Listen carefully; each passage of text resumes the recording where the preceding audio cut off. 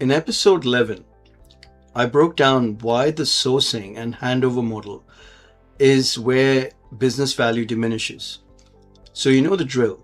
Procurement runs the RFP, signs the contract, drops it on the business stakeholder's desk and says, good luck, they're all yours now. Look, I get it. Procurement teams are swamped. Between back-to-back RFPs, category planning, firefighting on new projects, who has the time to follow up on the value delivered through the contract's lifecycle? But here's the truth. If you don't govern the contract, you lose the value you just spent months in negotiating. So today, we're moving from the why to the how.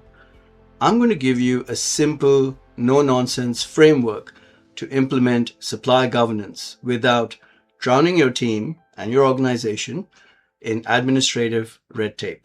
So let's get into it.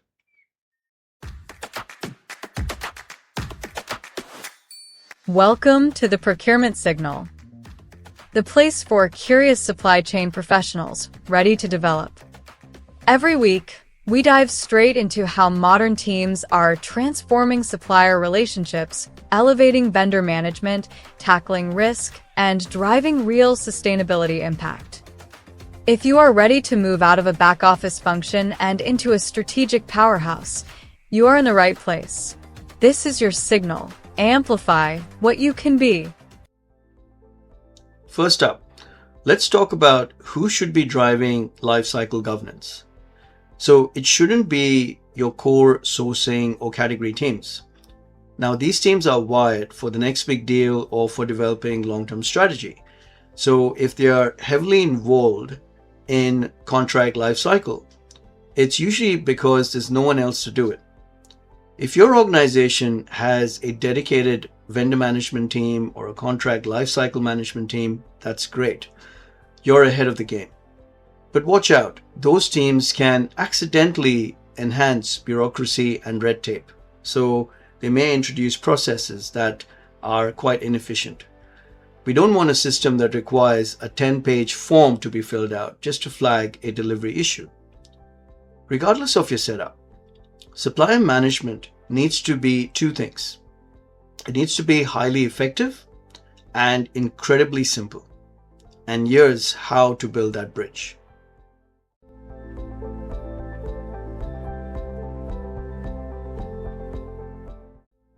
Here are the exact 4 steps to set up a framework that actually works. Step 1, set the baseline. So this is about tiering.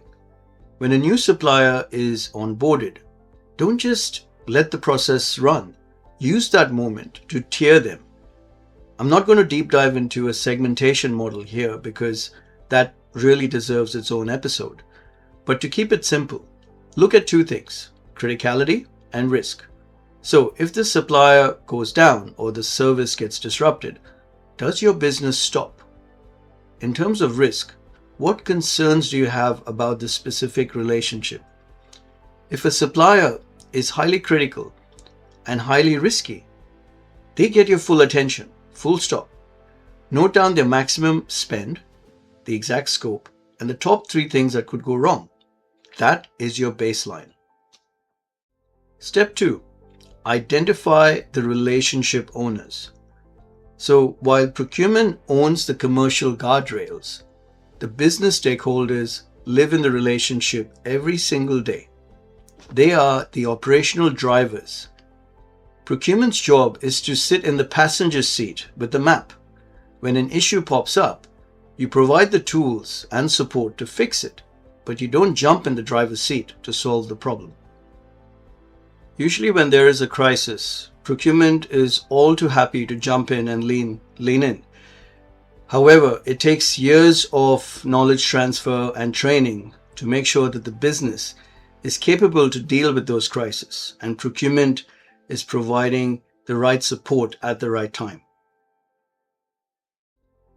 If your contract runs for 12 months, you need a rhythm from day one.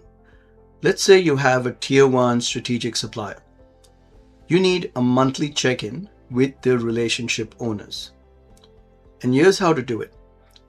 Do not treat this as an interrogation. it's an interview.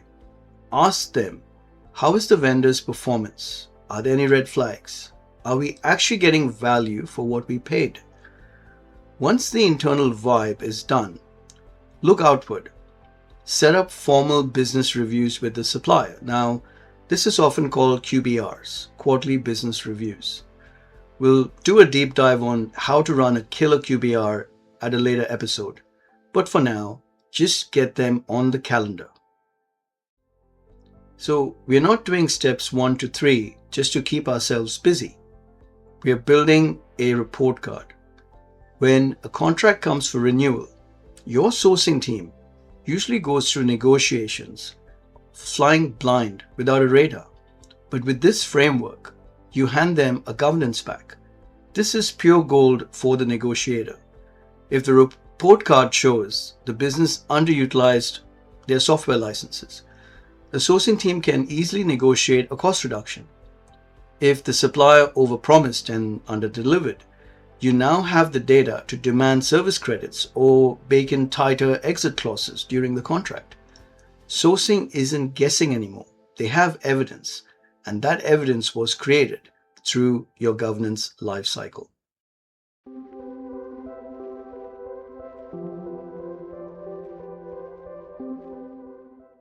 At the end of the day, supplier or contract governance isn't about extra administrative work. It's the insurance on the contract value you promised to deliver. Your challenge for this week: look at your top 5 suppliers. Do you have a baseline for them? Do you know who owns the operational relationship? And when is the next scheduled business review with the supplier? If the answer to these is no, pick just one of those suppliers and apply this 4-step blueprint. Stop handing over the keys and hoping for the best. Thanks for listening to today's episode.